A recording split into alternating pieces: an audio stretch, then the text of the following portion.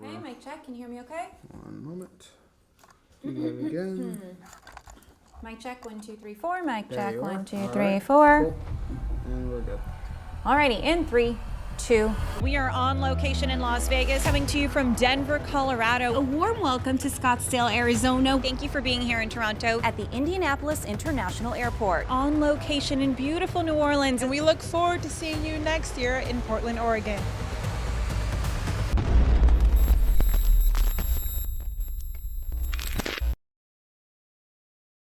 My fellow Americans, today the World Health Organization officially announced that this is a global pandemic.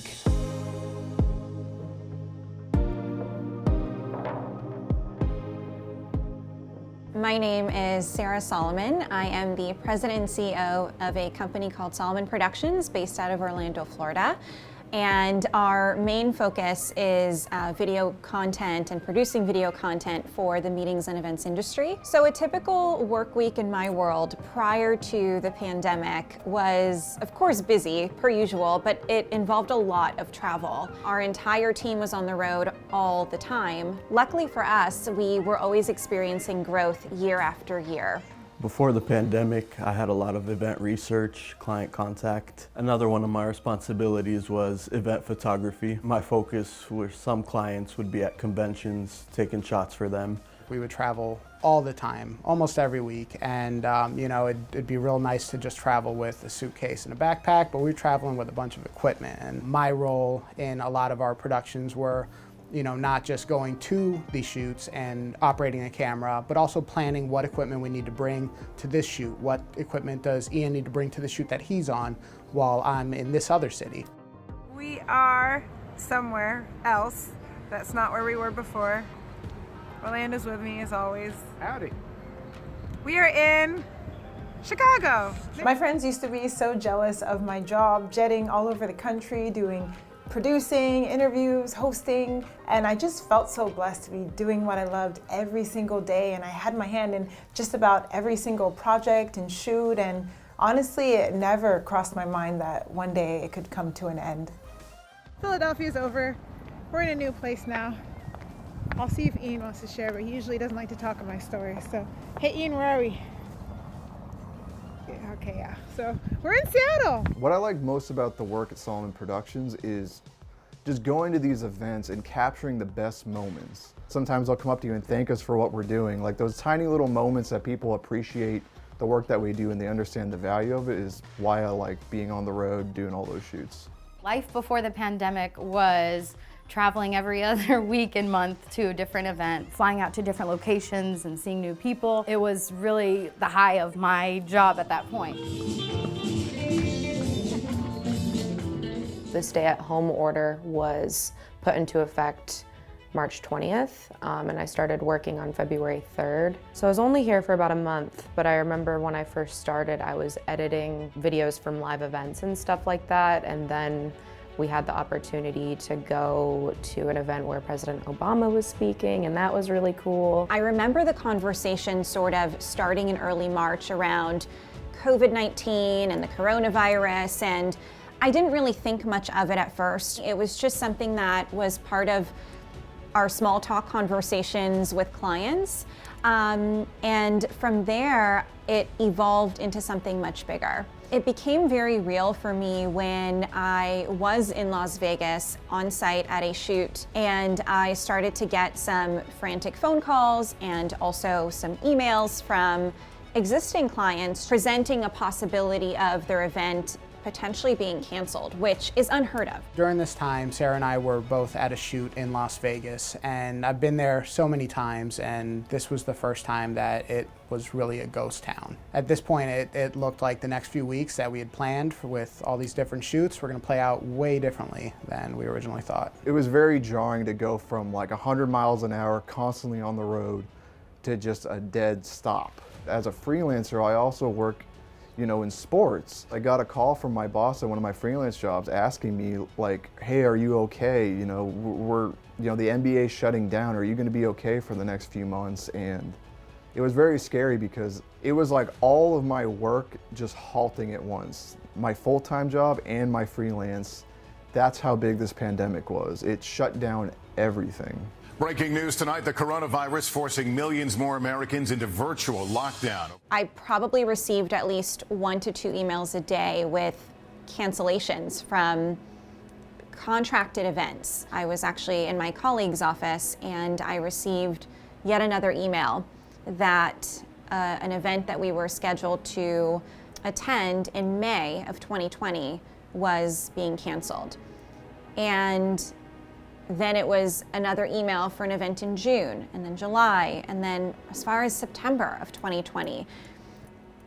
I just remember feeling emotional to the point where I couldn't hold my tears back in front of my team because it just kept setting in. It was like someone breaking up with you over and over and over again.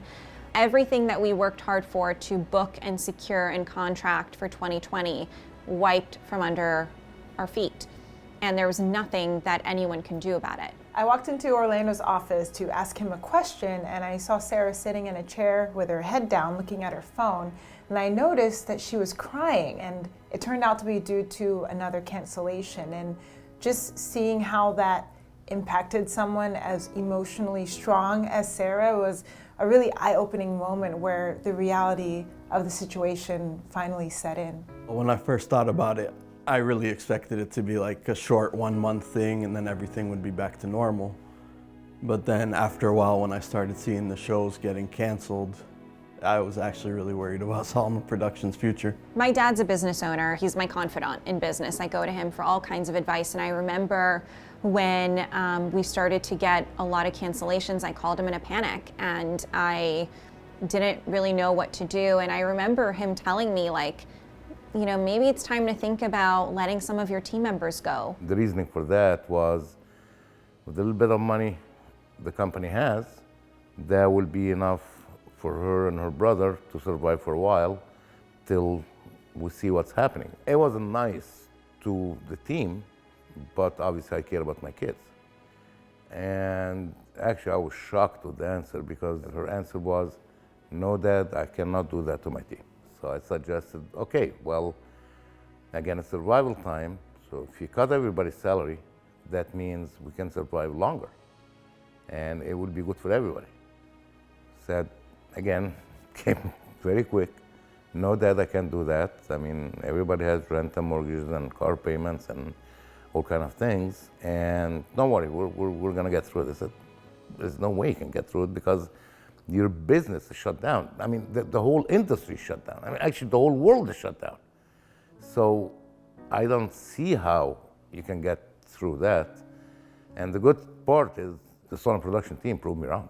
Sarah had sat us all down at the, at our meeting table, just like we would do at your own Thanksgiving with your family and friends. And it was a crucial talk, and the crucial talk was pretty much leading us into, this is where we are, this is the situation with the world right now. So we either all have to play the game hard and pick up our pieces and keep going, or we don't and we drown and we're not gonna be afloat as a business. I did explain to the team, yes, this is my commitment to you that you will remain employed throughout this awful season that we're going to experience together. However, your commitment to me needs to be that you're going to do things that you weren't hired to do. We were getting asked from our clients and new clients if we had a virtual solution.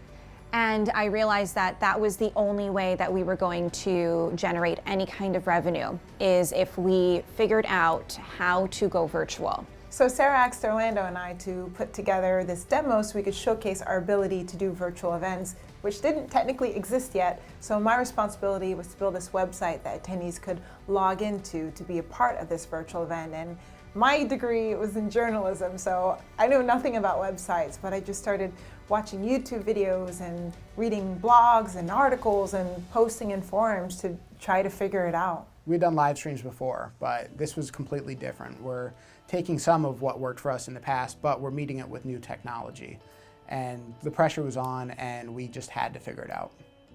Welcome to our virtual event experience. In this demo, we will walk you through the attendee process from start to finish. I remember watching the demo that my team put together, and I got so emotional because it was put together so quickly and with so much thought and detail That was very telling of how much my team really appreciates this business and wants to see it thrive. And they understood that when we hit rock bottom, they were going to help rebuild the blocks alongside me, and that just made me extremely emotional. I went from, being on my feet with a camera or editing videos all day to doing mostly graphic design. It's not really my passion for graphic design and for Photoshop, but when that need came, she came to me first. I'll have to admit it was very challenging because Sarah, the way she does things, it's stressful, but you'll learn a lot. It's like that pressure cooker trial by fire method where she'll say,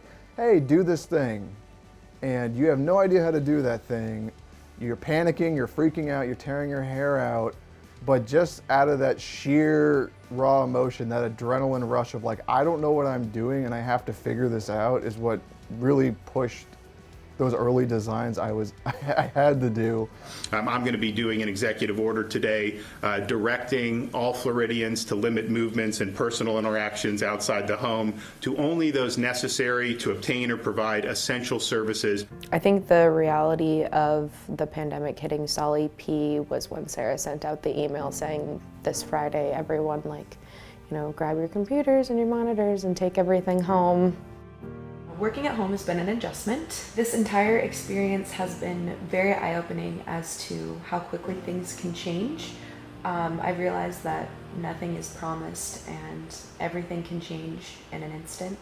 I was staying with my parents when the lockdown happened, so I was fortunate to not have to go through that experience alone, and yet I honestly don't have many memories from that time with them because if I wasn't sleeping, I was on my computer working. I can quite clearly remember the day Raisa came home and told us that office has been shut down. Sarah had sent all her employees home and no one knew what was going to happen. I immediately went into my garage, got my tools out, set up a workstation for her. She ate breakfast, lunch, dinner in that particular room, and we hardly ever saw her.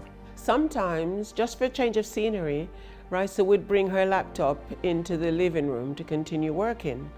One particular evening, she was so exhausted that she fell asleep in the middle of working.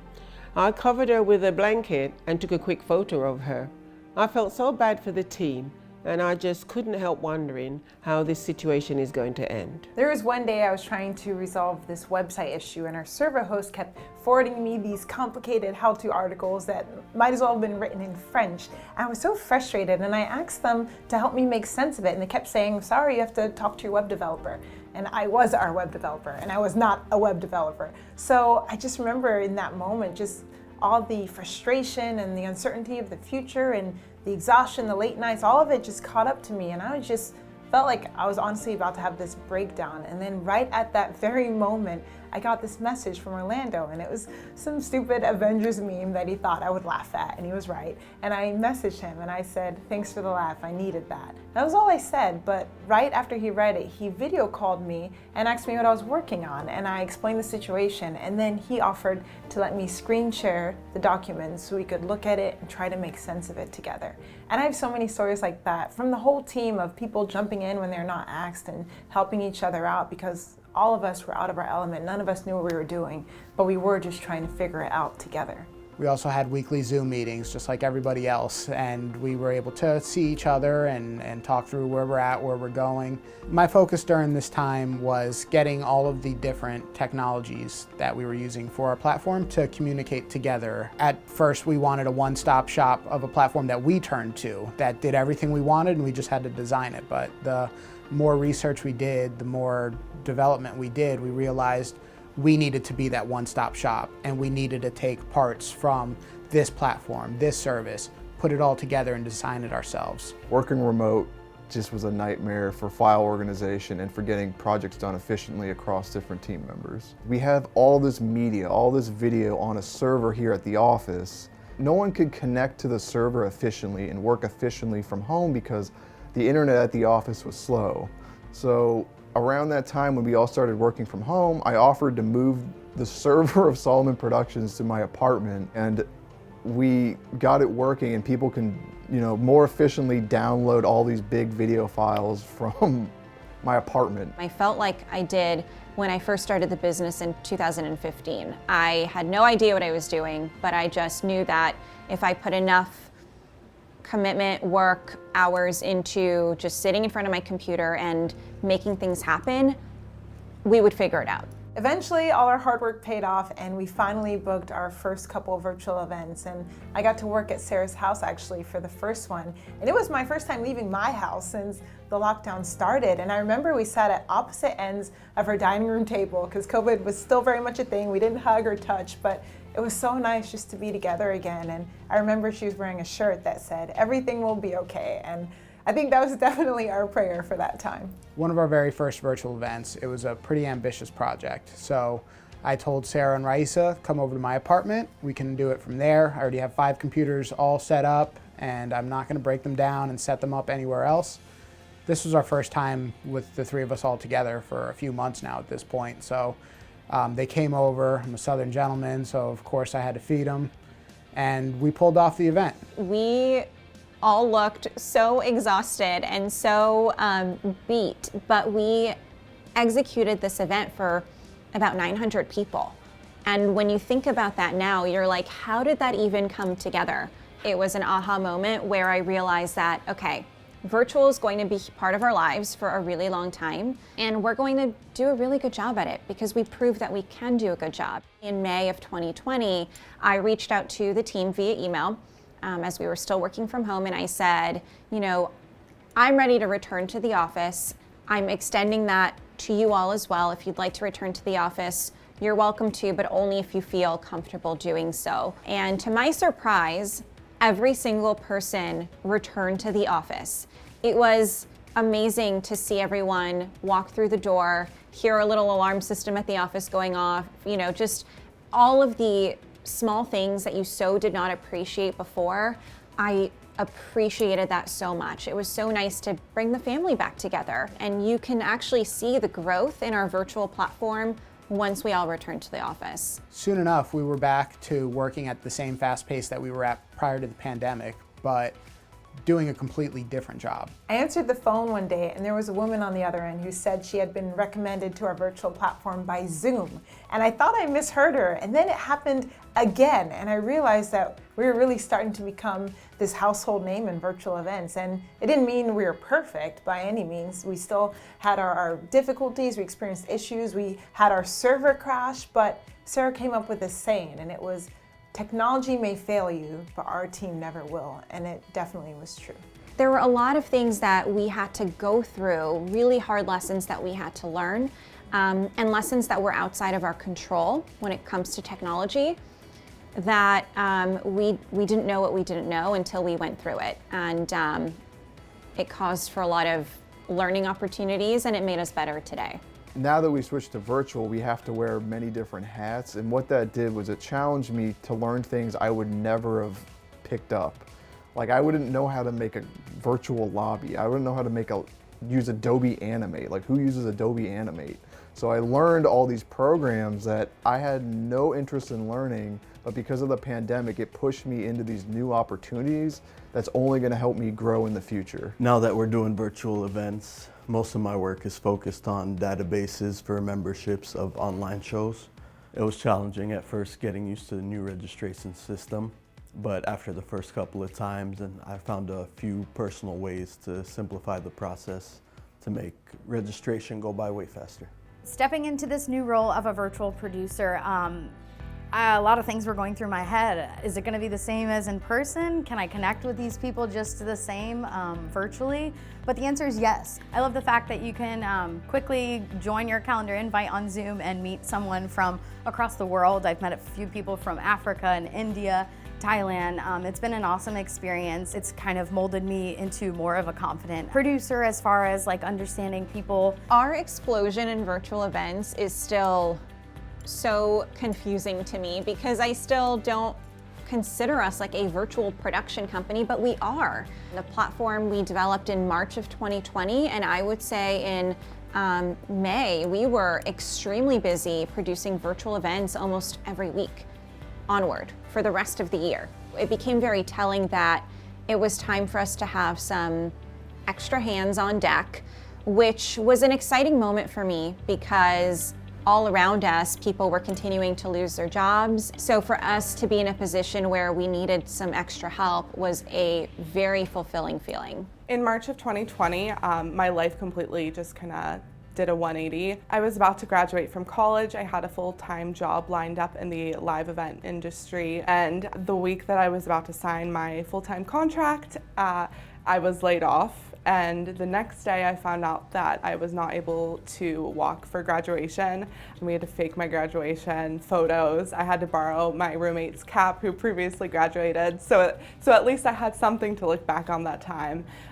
So that was definitely an interesting experience and one that I didn't expect. I just graduated with a degree in events in a world where there were no events. I'm just very thankful for Sarah and that she decided to take me on and take a chance on having project managers in general, but me as a project manager. When the pandemic started in Lebanon, I lost my job and it was such a mess. It was really hard for me to actually lead a life over there. I moved here in November of 2020 and I found a job at Soliman Productions in February, and the second week of me working here, I remember my coworker assigned me pre-recorded content to edit to stream for a virtual event.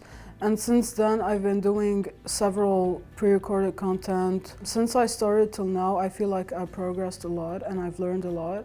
I'm the baby. I've been working here about a month. I graduated back in April of 2020 with an event management degree. That was at the peak of the pandemic, so there wasn't much luck in the job department. I was applying for around a year. I had to move home with my family, which wasn't on my radar, but it happens. I applied probably to around 100 jobs.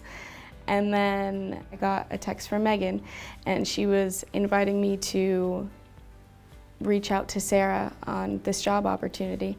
And I decided to take it because how Megan described this company to me was very inspiring. What I was looking for was a family connection within me and my fellow coworkers, and I felt that as soon as I started the interview with Sarah. She seemed very hopeful too. As 2020 progressed and we started to forecast to 2021, and even through 2020, the word hybrid was becoming a lot more prominent. We already had a couple of clients reaching out to us about doing a hybrid event for them. They knew that the pandemic was going to impact some people not being able to make it, so they were planning ahead and making their live event reach a virtual audience. At hybrid events, my role was basically directing the live show, being the one crafting the overall vision and look for the attendees is something that I take passion in. For those of you that have known me for some time, I love this industry. I'm passionate about this industry, and I'm committed to do everything we can to get the industry moving forward for those that are ready to move. When the pandemic hit, starting in April, we started to put together a twice-a-week call for clients. And we got to a point that we had up to 800-900 clients that were joining us weekly. And that's what started a series of meetings for us that we called Back to Business. And that Back to Business was 120 people coming to Dallas. And what we knew was everybody was going to be trying to figure out how do you do hybrid in a really good experiential hybrid program. And that is what led us into saying, okay, let's partner with Soliman. And Sarah was the first one to raise her hand and say, yeah, we can do this. Watching the chat, somebody would say, it would be really nice to see the breakouts. And Sarah would grab a camera and she'd grab a microphone and they would be going, well, let's go look at the breakouts. There's something that Sarah has said that I think stands true to Soliman is that technology will fail you, we won't. And I know that's a commitment that one way or another the team is going to make sure it works. We are a very close-knit community in Alhi, both with our clients and our members. And there's a high value of trust. And what I trust about Soliman is I do know they will take care of the customer. It is about service first and literally dollar second. This entire experience has been the greatest learning journey of my personal life.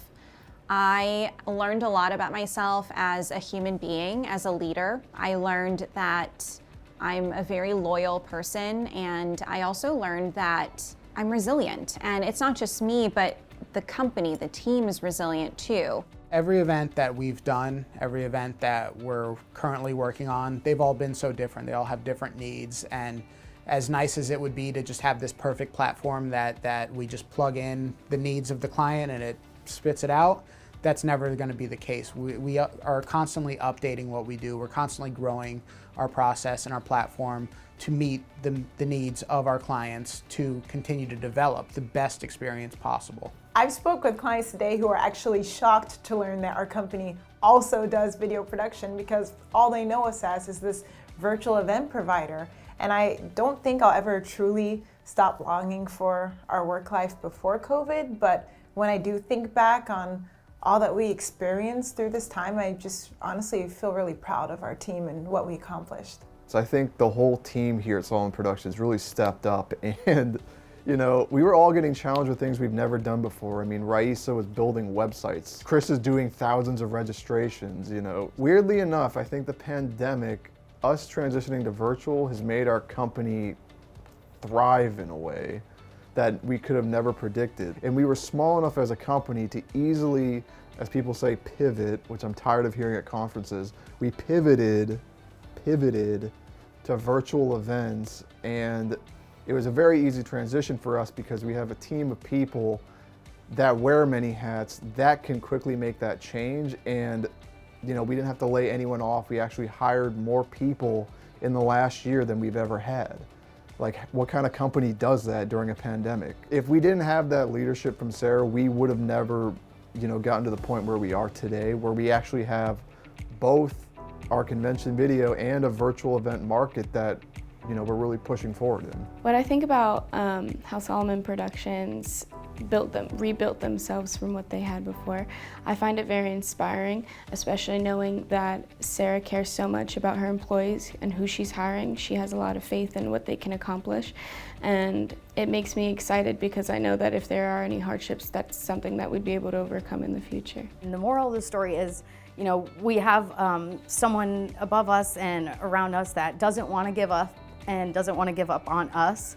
So it just makes us all feel like we are all worth higher value in the company. I just feel really, really, really blessed for the place that I got hired to just done so good at getting us through the pandemic. When travel went down, we were mostly all working from the office, and I feel that that brought each person of the Soliman Productions team closer together, which not only helped in a friendship kind of way, but helped also in a business matter. Now reflecting back, if someone had told me that in March of 2020 we would have become this like virtual solutions provider, and you know, later on in the year we would be adding new faces to our team and experiencing growth. I mean, we're even outgrowing our office space.